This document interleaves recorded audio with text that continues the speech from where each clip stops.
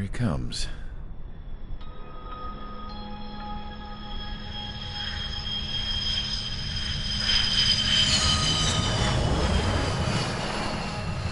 Mihai's looking worse. Thank God he has his granddaughters here to help him out. They're sisters, 15 and 10. Engaging the enemy in combat so we could use his physiological data to improve the drones had always taken a toll on Mihai's body. But today, he was really showing his age. The drones we based on his data were being taken down at a faster rate now compared to when the war began. When Mihai found that out, he insisted on flying to the front lines to see it for himself. Sometimes he could be so stubborn. His age wasn't the only thing affecting his health. Over the years, flying at high altitudes for prolonged stretches of time had ravaged and poisoned his body. But he was a man of grit. Today, after 28 years, he saw combat again.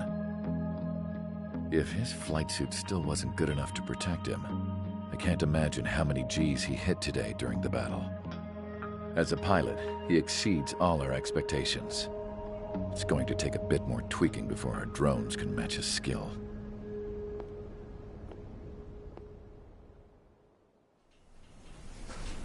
How penal is this penal unit, you ask? This place is a shithole. If you took the stink of all the corruption in the world, then corralled it all in one place, that would give you a pretty good idea of what the air smells like around here. We got all kinds of critters, too. Everything from flea-ridden guards, rabid dogs, and a mechanic doing the stretch for life. I can't forget the rats. Yeah, we got those. And some pilots who got their wings clipped, too. One's a great pilot, but a lousy thief. One's a gambler with no luck. And one's an anarchist with no balls. Their job here was to rev the engines on the fake runways. The idea was for Erusia's spy satellite to pick up the heat sig. Even though there weren't any real fighters here, it looked like it on their infrared. I bet you're wondering, if Erusia lost the war, how come they still have a spy satellite? 'Cause someone over there was smart enough to train a bunch of computer nerds to hack into half of Osia's satellites. That's how come. Every now and again, I'd try to bust out.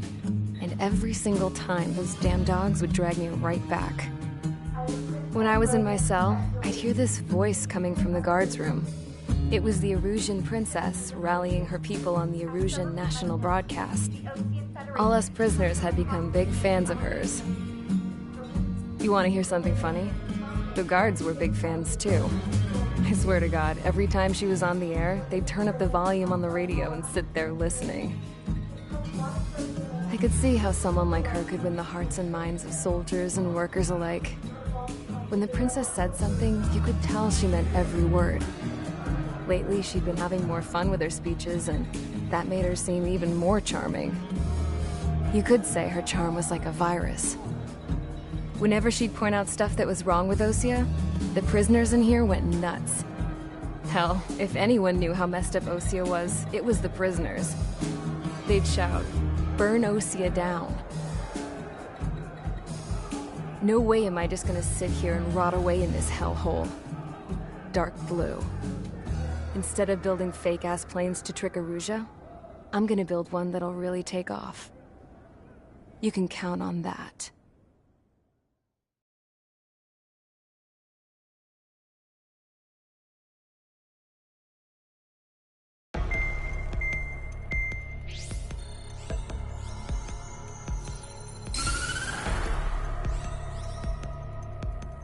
As proved by the failure of our previous strategy, the Arsenal birds have bolstered the enemy's anti-air network. This will be difficult to overcome. However, we still need to get swiftly to the space elevator no matter what it takes. Someone there is counting on us. The hero of the Circum-Pacific War and the man who spearheaded the construction of the space elevator. Osia's former president, Mr. Harling.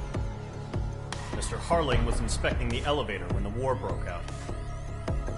He's been classified as missing since the elevator was taken over by the Erusian forces.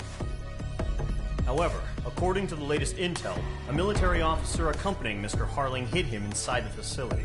Both are waiting for a chance to escape. Enemy anti-air radar network has been set up around the space elevator. It's likely a large squadron would be detected. We will send a single aircraft through the network and send in a rescue team soon after. A number of anti-air radars have been set up around the space elevator.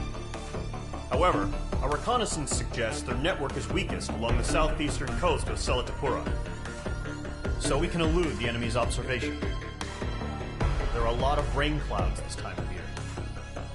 Flying through the clouds will enable us to stay hidden from their radar. If you happen to be detected by their radar, we will be forced to abort the mission. The lone pilot who will head up this strategy is you, Trigger. After you bust through, secure the rescue craft's landing zone by taking out the anti-air weapons. Gollum and others will arrive shortly for support. Provide escort for Mr. Harling's craft after rendezvous. Good luck out there, everyone.